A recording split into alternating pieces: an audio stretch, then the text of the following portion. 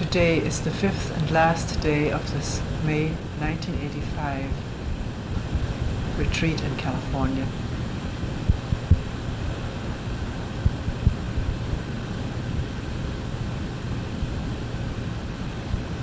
And today, maybe to have a change in words, I will read from the writings of Wang Po.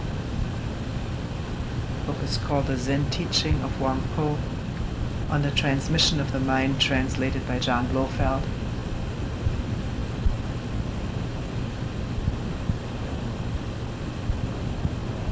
And there will be comments on here and there on what Wang Po says.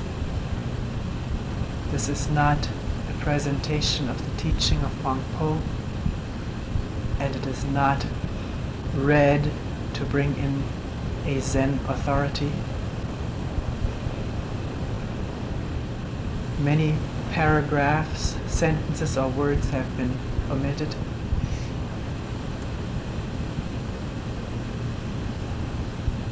Sometimes a word has been changed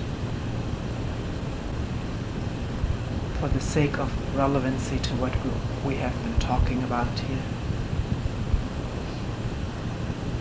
The words and dialogues were written down by Wang Po's disciple, Fei Su, who was a scholar and government official. Wang Po lived sometime in the 9th century in China.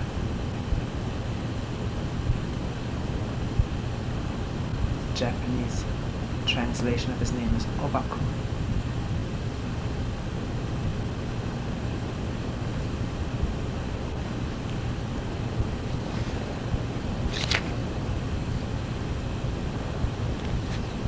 The Master said to me, all the Buddhas and all sentient beings are nothing but the one mind. Both here are capitalized, beside which nothing exists. This mind, which is without beginning, is unborn and indestructible. It is not green nor yellow, and has neither form nor appearance. It does not belong to the categories of things which exist or do not exist, nor can it be thought of in terms of new or old. It is neither long nor short, big nor small, for it transcends all limits, measures, names, traces, and comparisons. It is that which you see before you. Begin to reason about it, and you at once fall into error. It is like the boundless void, which cannot be fathomed or measured.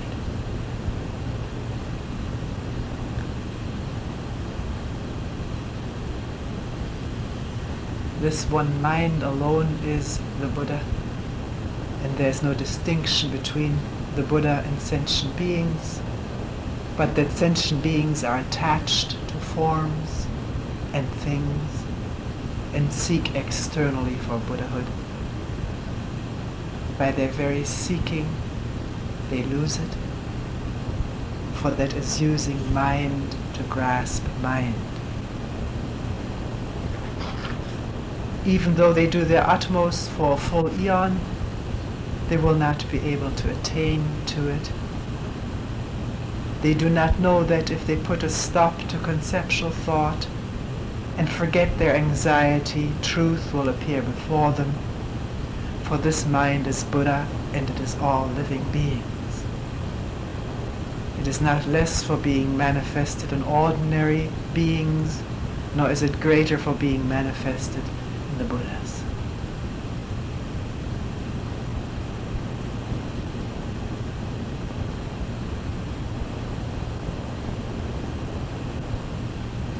This thing of putting a stop to conceptual thought, it would be nice if we could push a button and do that.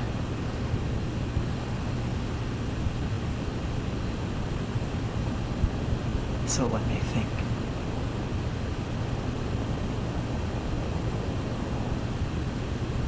Putting a stop to conceptual thought is seeing thought as thought, and the seeing is not thought.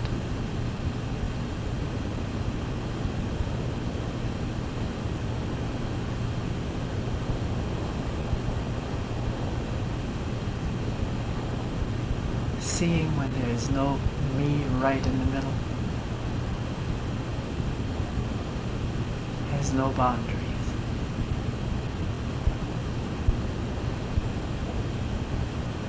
And no time.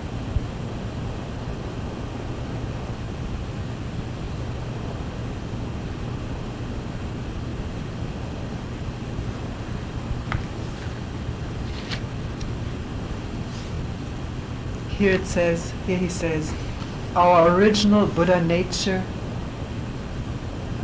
is void, is in its highest truth devoid of any atom of objectivity. It is void, omnipresent, silent, pure.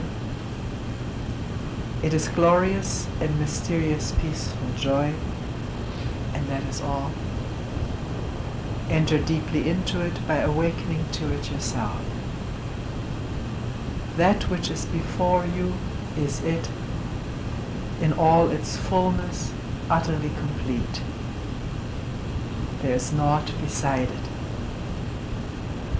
Even if you go through all the stages of a bodhisattva's progress toward Buddhahood, one by one, when at last in a single flash you attain to full realization, you will only be realizing that which has been with you all the time. And by all the foregoing stages, you will have added to it nothing at all. You will come to look upon these eons of work and achievement as no better than unreal actions performed in a dream. That is why the Buddha said, I truly attained nothing from complete unexcelled enlightenment.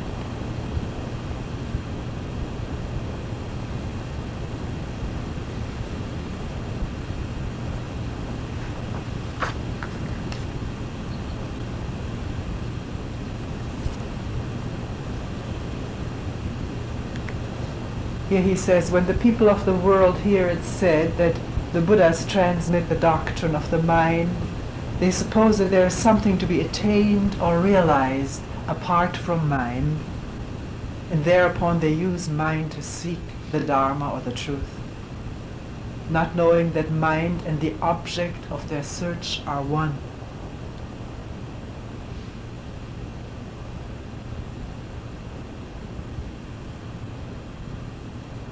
Sometimes when people report an experience, the question is there an experiencer of the experience, a seer of what is seen? Or is there just what is, and no duality between me and that?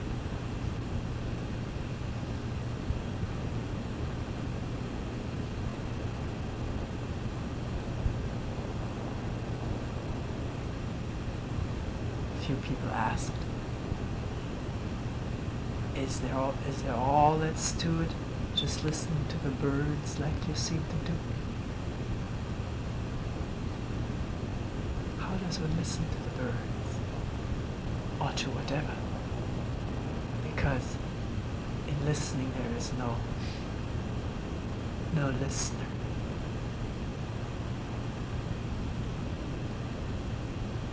And the birds aren't birds, they're just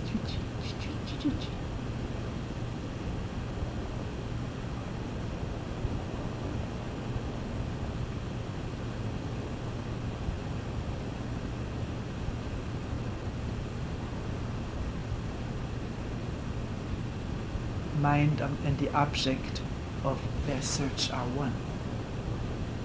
Mind cannot be used to seek something from mind.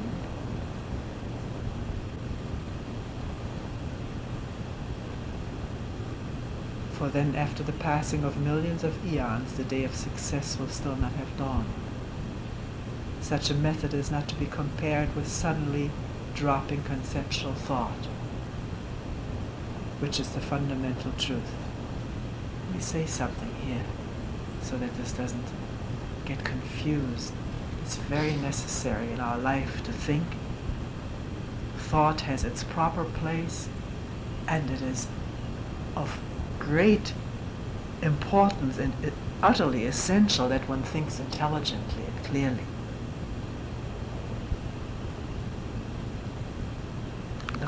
Looking at facts and thinking factually, not according to prejudice, prescription, tradition, all the programs we have that direct our thinking. But thought cannot discover truth. Thought can only think about things. And it comes from memory. And memory is always incomplete, limited.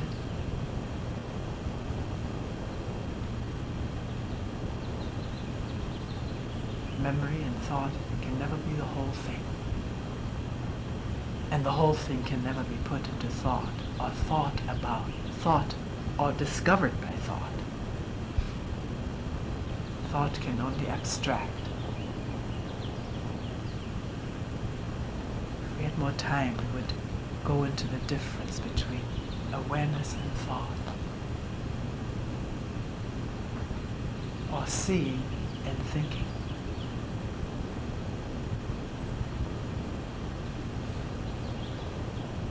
Maybe we can take a moment endlessly. The word bird, or the word twittering of birds or tweeting of birds is not that. The word book is not this thing.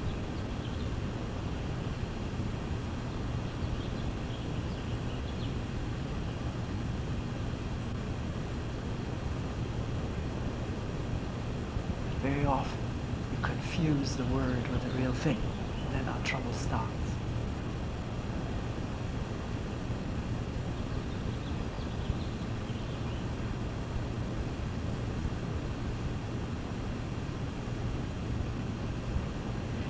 He says here, suppose a warrior, forgetting that he was already wearing his pearl on his forehead, were to seek for it elsewhere, he could travel a whole world without finding it. But if someone who knew what was wrong were to point it out to him, the warrior would immediately realize that the pearl had been there all the time. So if you students of the way are mistaken about your own real mind, you will consequently look for it elsewhere, indulging in various achievements and practices, and expecting to attain realization by such practices. But even after eons of diligent searching, you will not be able to attain to the way. These methods cannot be compared to the sudden dropping of conceptual thought, in the certain knowledge that there's nothing at all which has absolute existence, nothing on which to lay hold, nothing on which to rely, nothing in which to abide, nothing subjective or objective.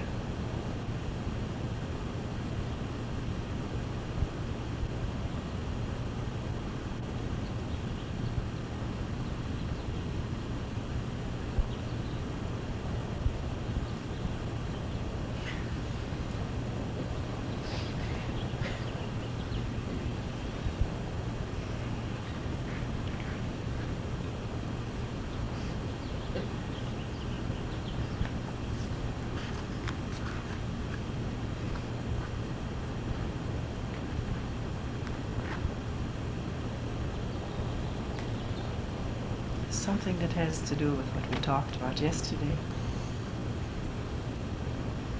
If an ordinary man, let's say if an ordinary human being, when he or she is about to die,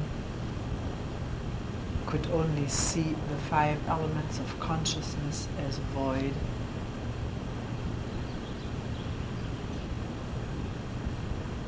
five elements of consciousness, because there's more than 5. It's a stream of consciousness we talked about. Fearing, desiring, willing, hoping, thinking,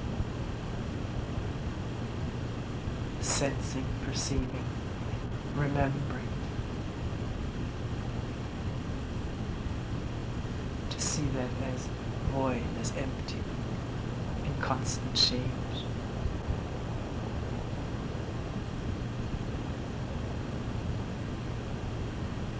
An ordinary person about to die could only see the totality of consciousness as void, the 4 physical elements as not constituting an I, meaning the body and all its parts, is real enough. But who's the owner of it? Who says it's my body? Is there a little person inside who owns this body?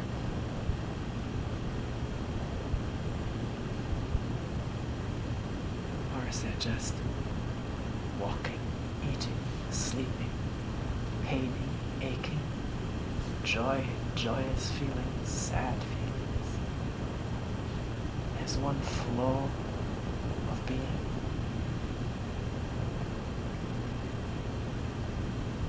In the midst of that we say, I am sad, or I am hungry, I am this or that. But is there I and my hunger? Or at the moment there, I am hungry. That's what I am at that moment. The I is really superfluous. It's an idea.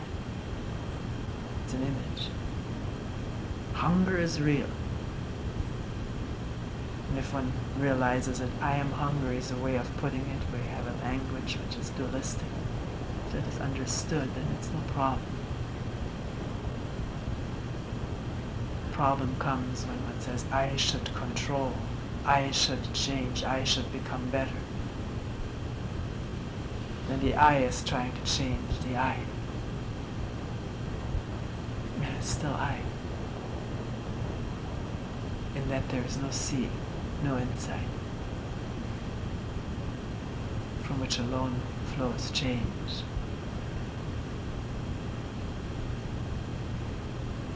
Some people have discovered completely being with something, fear, anger, pain. No separation, I have this pain, or I shouldn't have this pain, or I want to overcome it. Just being that completely dissipates, changes, and no one did it.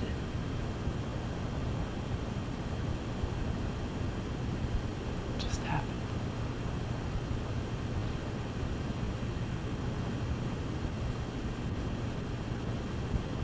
If an ordinary person about to die could only see the 5 elements of consciousness, or the whole of consciousness, as void, you know, it's the seeing that is void, not what is seen. What is seen is whatever, but the seeing is void, meaning void of judgment, void of picking and choosing,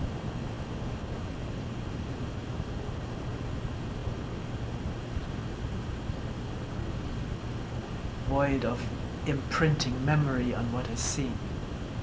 Just seeing what is, as it is.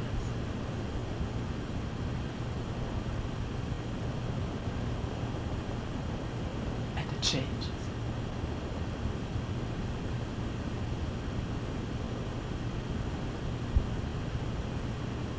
That's what's meant by seeing. Consciousness as void.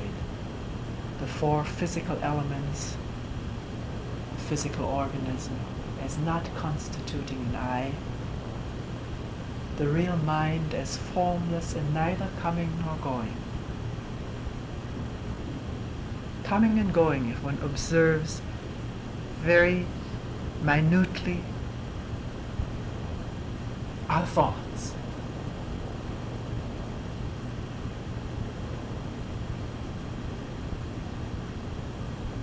We don't have cars going by here. That was at the camp when we used to have retreat. There was a good thing to use as an example. A car comes by, like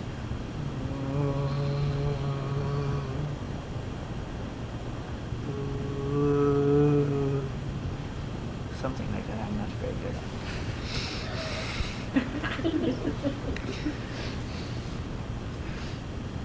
If you really listen, really listen, you're open, and there's no thought about it, then it's neither coming nor going. But if you start thinking, where's the car coming from? Is it going from east to west, or goes from west to east? Then you introduce these spatial structures as coming and going. But if you don't think it, just listen, then when it's gone, it's gone. There's no hanging on to it. There's no saying, oh, it is gone. Too bad. That's thought. And with that thought, emotion, pain, nostalgia. Not about a car having gone, but a friend having gone. So become clear in your daily life what is direct perception and what does thought add to it. And then evoke as pains and feelings in the body.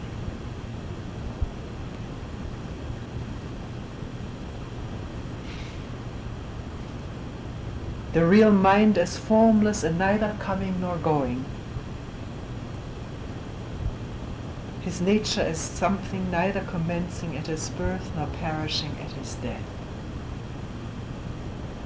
Must be careful not just to adopt this as a thought. One doesn't see it. But if one sees that birth and death are ideas, memories, concepts, there may be an inkling of understanding.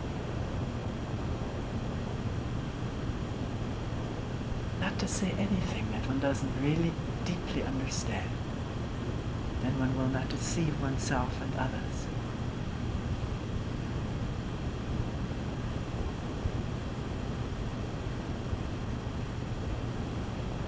His nature as something neither commencing at his birth nor perishing at death, but as whole and motionless in its very depth. Whole and motionless in its very depth.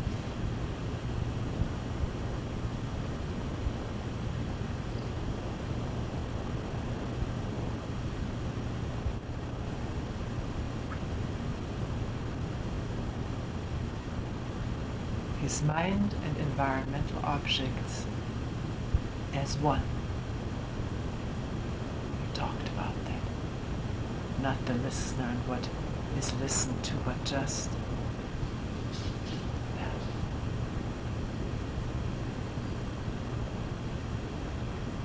I am hearing that, that's a thought. And that thought immediately divides the image of me as a listener from that as a labeled sound.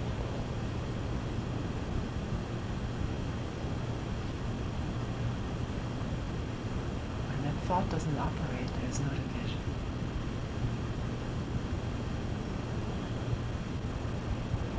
No separation.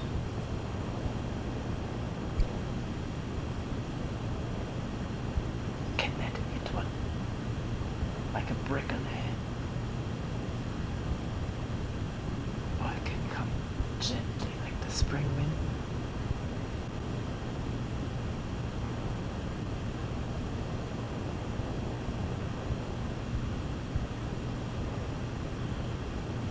He says here, or Blofeld does, he's translating it, if he could really accomplish this, he would receive enlightenment in a flash. I would say if you could really see this, what is this thing of accomplishment? I wonder what the Chinese words were. And he would receive enlightenment. That receive I'm wondering about, because who is the receiver? There can only be clarity or enlightenment when there is no receiver.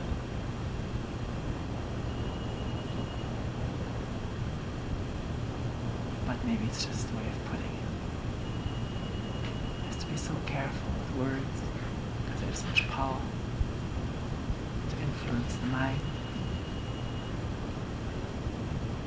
He says he would no longer be entangled by the triple world.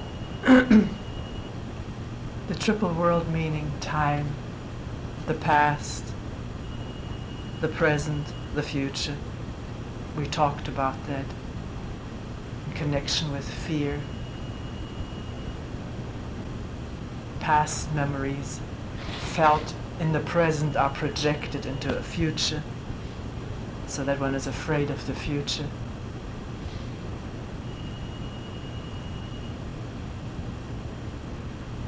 Just time produced by thought. I can turn it on. Probably can't.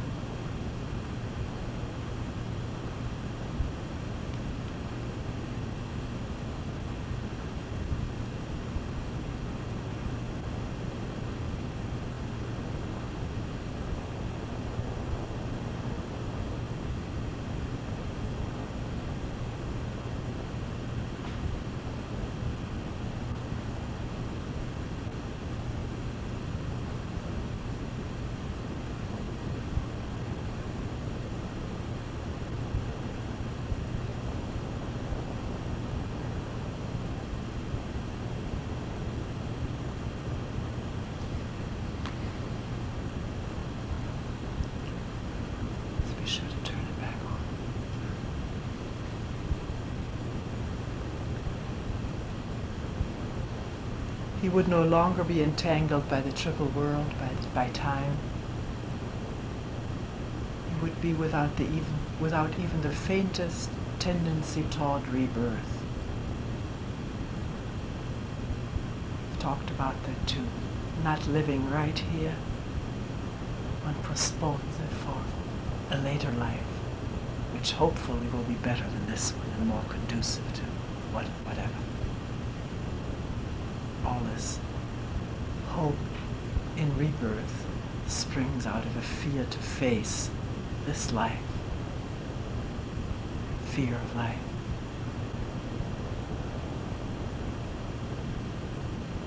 Which is nothing to be afraid of, it is to be seen and faced, to test it out, whether it's really worth being afraid of.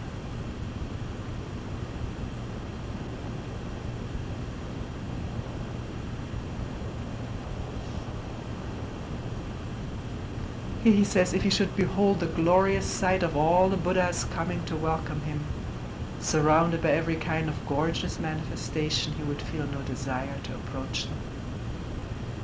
If he should behold all sorts of horrific forms surrounding him, he would experience no terror.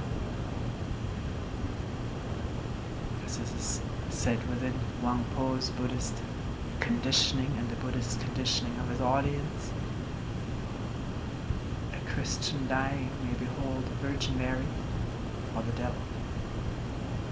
I don't know what a Muslim dying will behold, or an Indian. Hindus, I understand, have 300,000 gods. So this is religiously, culturally conditioned what one may or may not behold at the time of one's death. It is the product of one's mind, one's conditioned mind.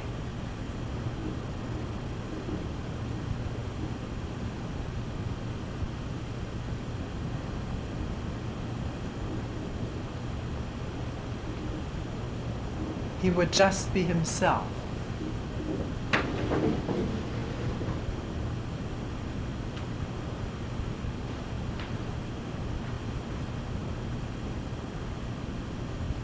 So he would just be himself, or she. this ordinary human being. Just be oneself, just being oneself, oblivious of conceptual thought and one with the Absolute. It's the state of unconditioned being. This thing of being just oneself. Some people have brought it up. How can I just be myself?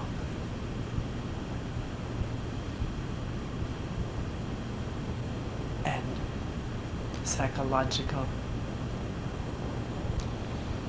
therapies and activities abound these days in helping people to be themselves.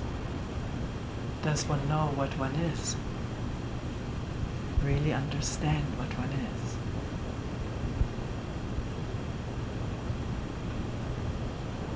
This being oneself implies a state of spontaneity, spontaneous action not coming out of images or roles that one is performing, programs that have been drilled into one.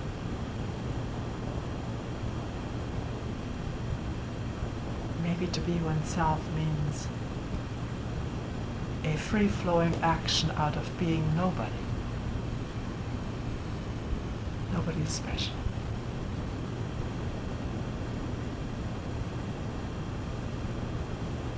To see the images that come up and let them dissolve, because images prevent one from being oneself. Self-image prevents one from being oneself. Self-image makes for self-consciousness, and then one doesn't feel that one is oneself. One is so self-conscious of one's image and of how one thinks and feels other people see one, which is also image. And yet, when in a retreat, in meditation, one comes close, one almost touches this point of being nobody, so often anxiety rushes in and one tries to hold on to something, to be somebody. So there's this real conflict, wanting to be spontaneous, which means nobody, free action out of nothing, and yet wanting to be somebody.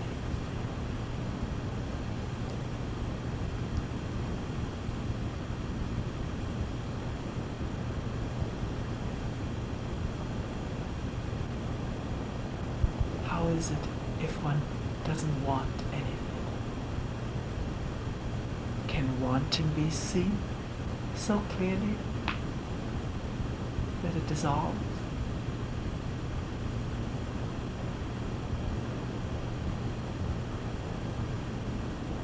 Not being preoccupied with the object of one's want, then one is embroiled, entangled, but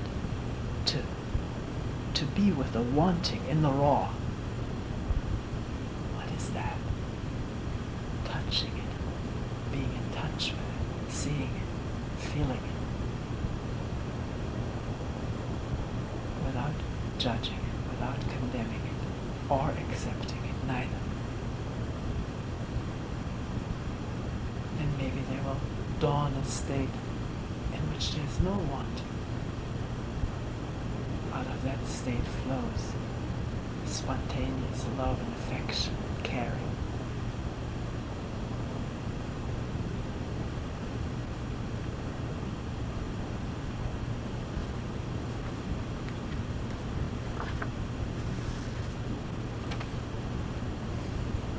Here is a dialogue between Pei Su and Wang Po. Pei Su asks, what is the way? What is the way with a capital W? And how must it be followed? I think we're all familiar with this question. What is the way and how must it be followed? And Wang Po says, what sort of a thing do you suppose the way to be that you would wish to follow it?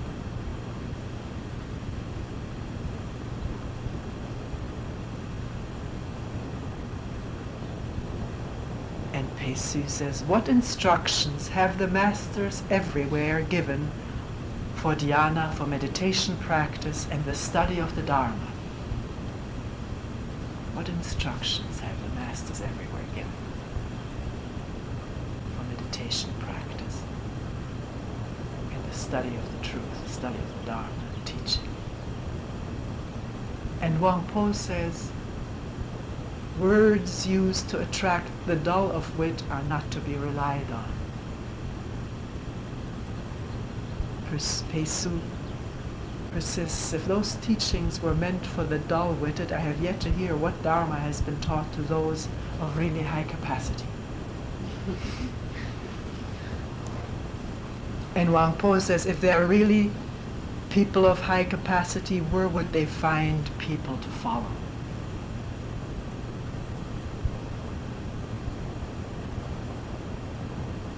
If they seek from within themselves, they will find nothing tangible.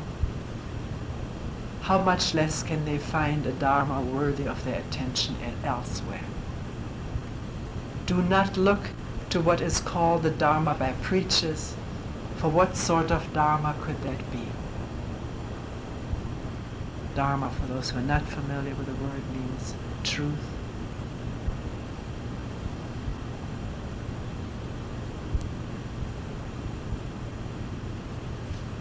Pesu says, if that is so, should we not seek for anything at all?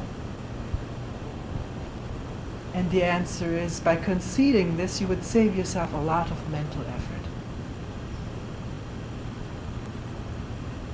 Pesu says, but in this way everything would be eliminated. There cannot just be nothing. Wang Po says, who called it nothing? Who was this fellow? But you wanted to seek for something.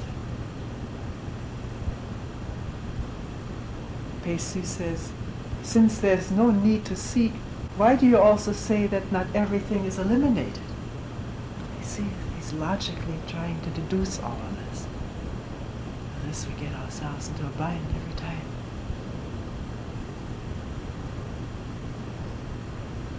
Since there's no need to seek, why do you not also say that everything is eliminated? There's nothing to seek, Pesu concludes, so there can't be anything.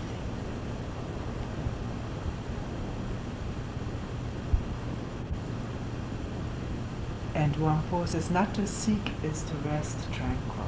Not to seek is to rest tranquil. That tranquil resting does not mean going to sleep, by which I'm not disparaging sleep. Sleep has its place, its proper place.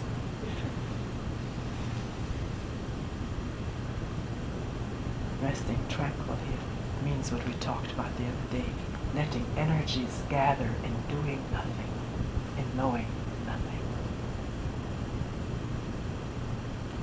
And yet, sensitively in touch with everything. In touch with it, but not doing something about it.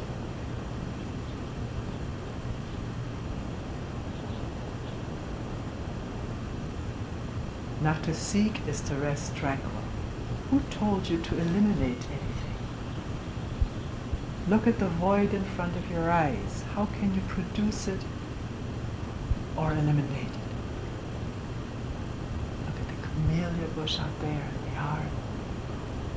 Those few bright blossoms, the almost bare, bending boughs. How can you produce it or eliminate it?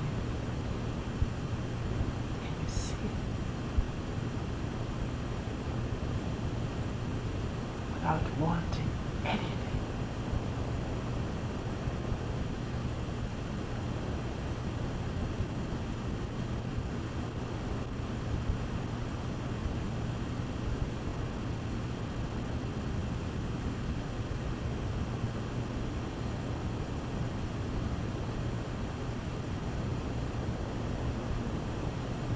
Pesu says, if I could reach this Dharma, would it be like the void?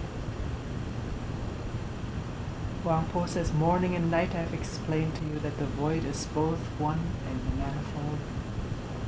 I said this as a temporary expedient, but you are building up concepts from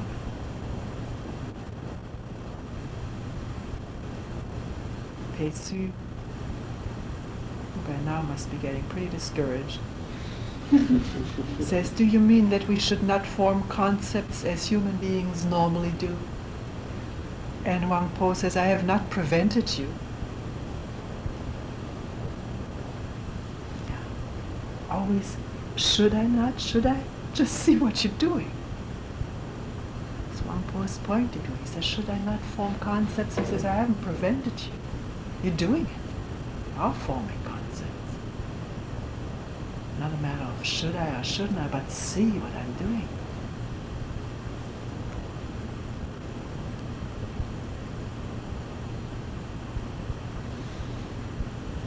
Concepts, Wang Po says, are related to the senses.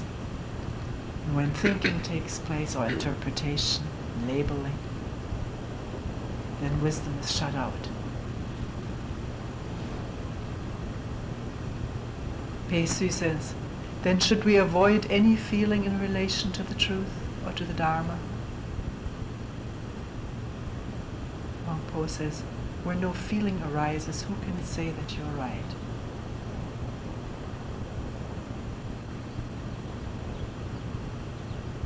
And Pei Su asks, why do you speak as though I was mistaken in all the questions I've asked, Your Reverence? And Wang Po says, you're a man who doesn't understand what is said to him. What is all this about being mistaken?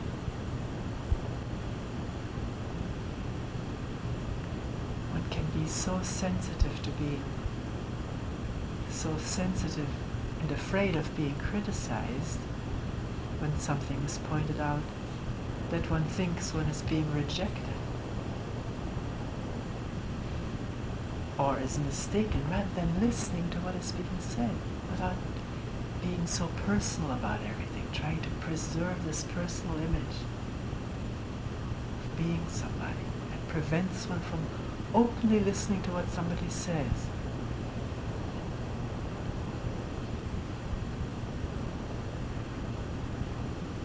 Being defensive or afraid of hurt to the image narrows and distorts our perceptions. One can find that out for oneself.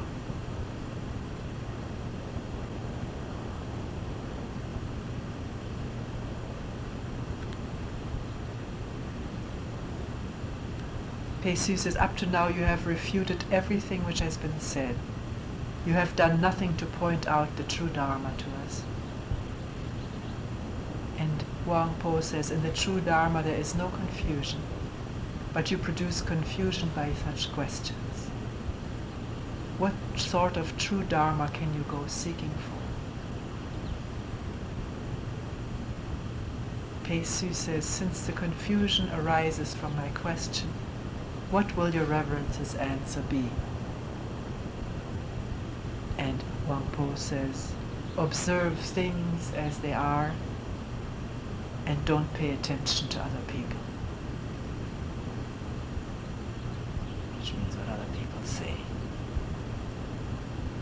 Don't be influenced, that's what it means. Don't be influenced by other people. Of course one is sensitive to other people. He's not saying don't be insensitive. There are some people just like mad dogs, barking at everything that moves, even barking when the wind stirs among the grass and the leaves.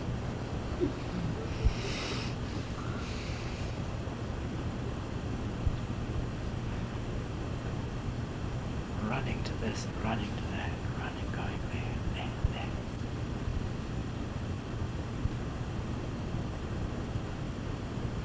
Trying to find something.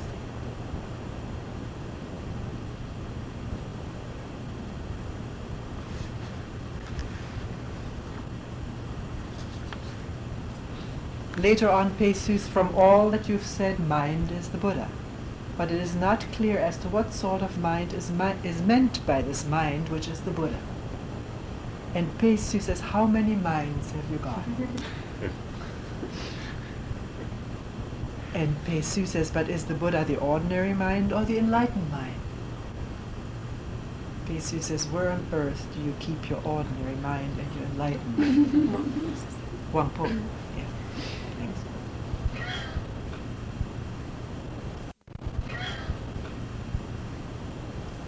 Pei Su says, in the teaching of the three vehicles, that's a sacred scripture, Buddhist scripture, it is stated that there are both.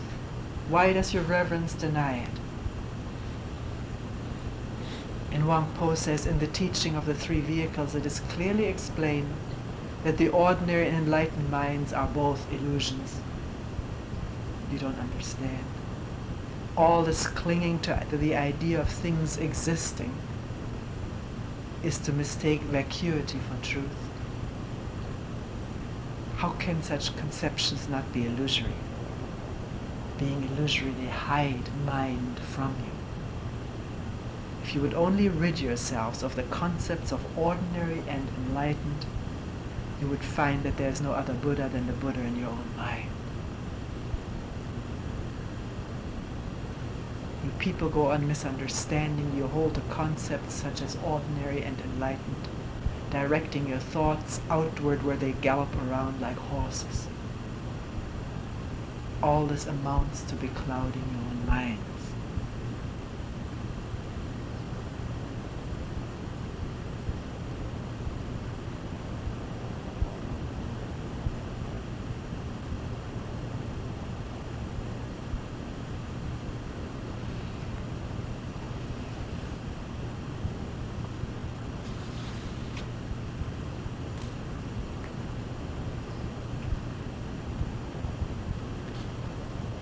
Once I put this question to the Master: how many of the 400 or 500 persons gathered here on this mountain have fully understood your reverence's teaching? And the Master answered, their number cannot be known. Why? Because my way is through mind awakening. How can it be conveyed in words? Speech only produces some effect when it falls on the uninstructed ears of children. The uninstructed ears of children, meaning listening with an innocency of not interpreting, not knowing, not comparing. Listening to a deeper meaning of the words or what they point toward beyond themselves.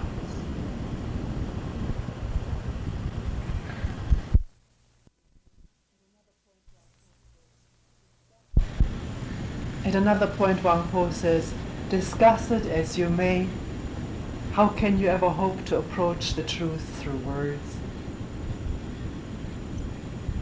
Nor can it be perceived either subjectively or objectively.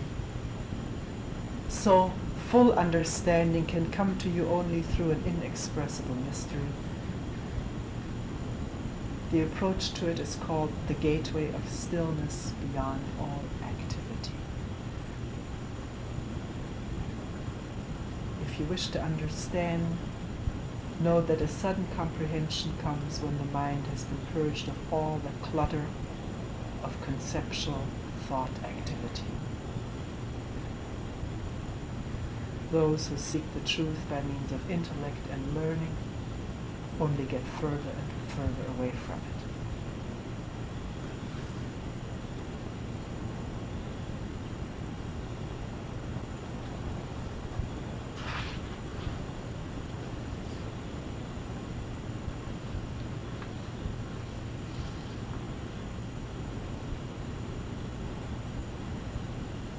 At another time he says, though others may talk of the way of the Buddhas as something to be reached by various pious practices and by sutra study, you must have nothing to do with such ideas. A perception sudden as blinking that subject and object are one will lead to a deeply mysterious wordless understanding. And by this understanding, you awake to the truth. When you happen upon someone who has no understanding, you must claim to know nothing. He may be delighted by his discovery of some way to enlightenment, yet if you allow yourselves to be persuaded, you will experience no delight at all, but suffer sorrow and disappointment. Why have such thoughts as this to do with the study of Zen? Even if you do obtain some trifling method, it will only be a thought-constructed truth having nothing to do with Zen. Your true nature is something never lost to you even in moments of delusion, nor is it gained at the moment of enlightenment.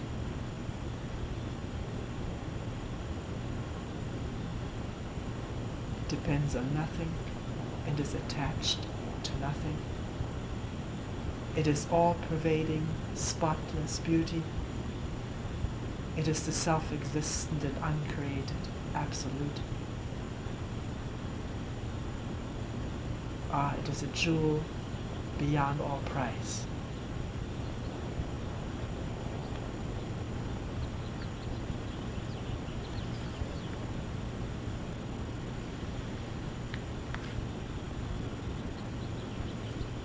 Once, when our master had just dismissed the first of the daily assemblies, I happened to enter into its precincts. Presently I noticed a wall painting, and by questioning the monk in charge of the monastery's administration, learned that it portrayed a certain famous monk. Indeed, I said.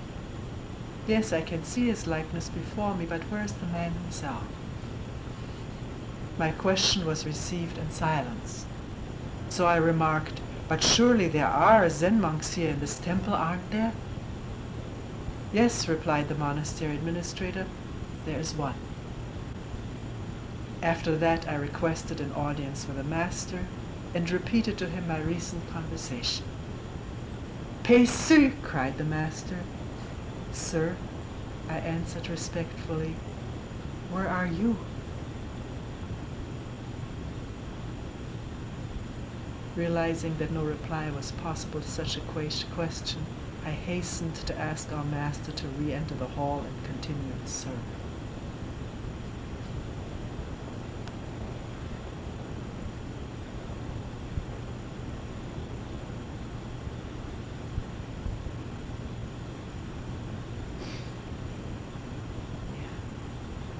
This old question, who is the master, who is the teacher?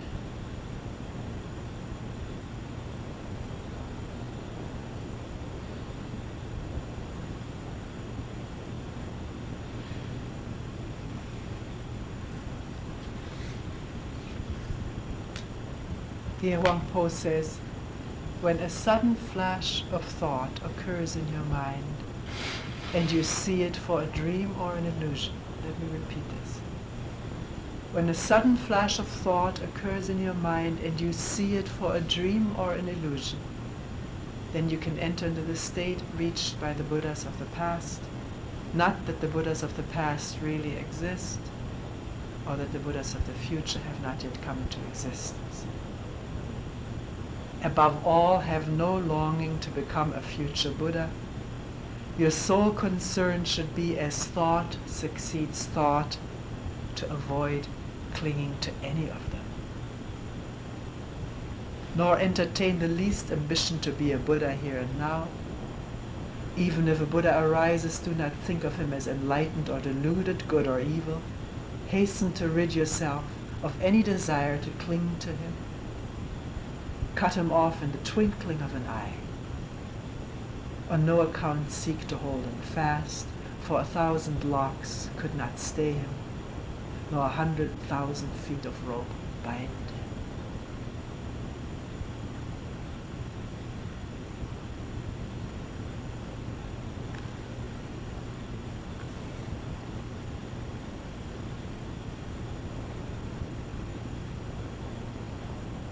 Here's another good one. It says, when the moment of understanding comes or is there, do not think of it in terms of understanding, not understanding, or not understanding. For none of this is something to be grasped. Thusness or isness, let's say, when grasped, is grasped, but he who grasps it is no more conscious of having done so than someone ignorant of it is conscious of its failure.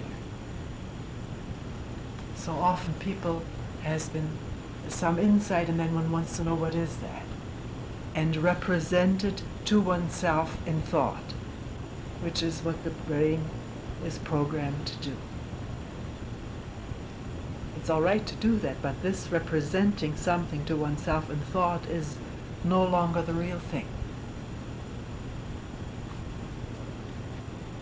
And it's not easy. It's very, very difficult to pick good words. There are never any right words. Some words are better than others, but they're just words.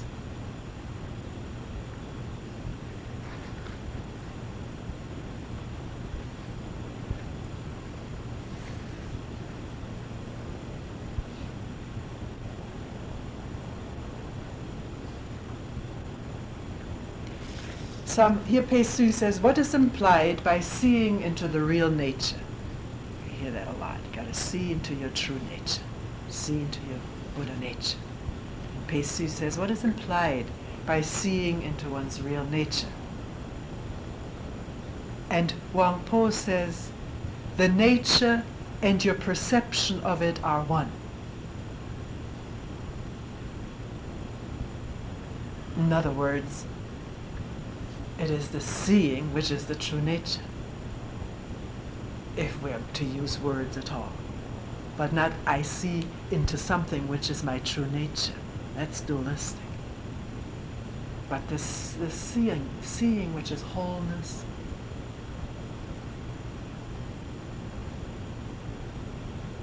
you want to call that true nature. But why put so many names to it?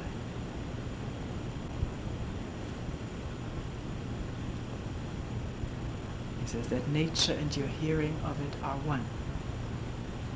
You cannot use it to hear something over and above itself.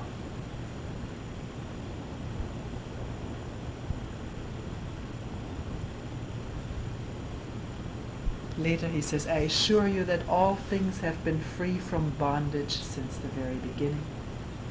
So why attempt to explain them? The man or the person who perceives things always wants to identify them, get a hold on them.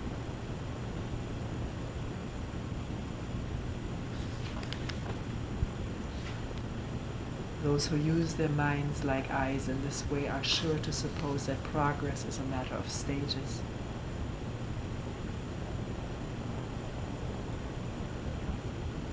Why this talk of seeing into your own nature?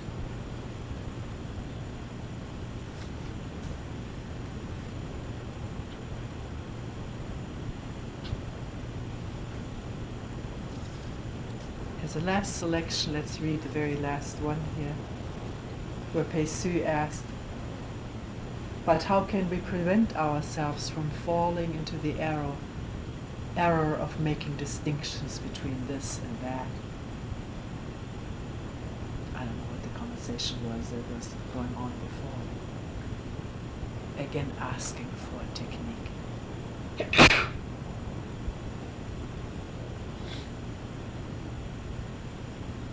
How can we prevent ourselves from falling into dualism? Well, we are in dualism. If we think, I can prevent myself from doing that, that's already dualistic thinking. And Wang Po says, by realizing that though you eat the whole day through, no single grain has passed your lips, and that a day's journey has not taken you a single step forward, also by uniformly abstaining from such notions as self and other.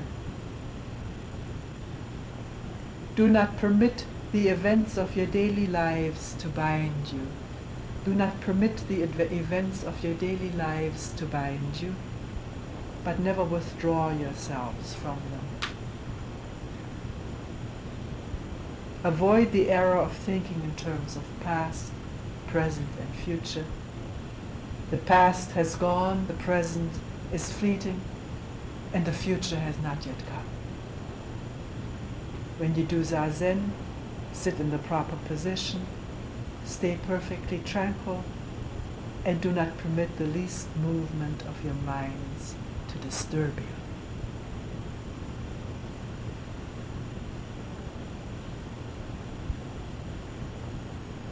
A movement there may be, but needed to disturb one. Needed, we talked about this in the beginning, need one label it as a distraction and then try to fight distraction. At that instant the energy starts leaking.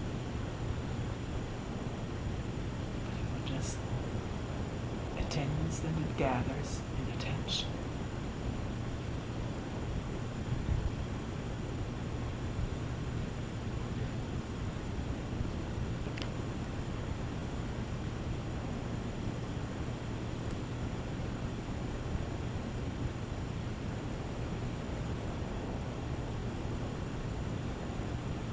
We will have another round of sitting, and after that, this 5-day retreat will end.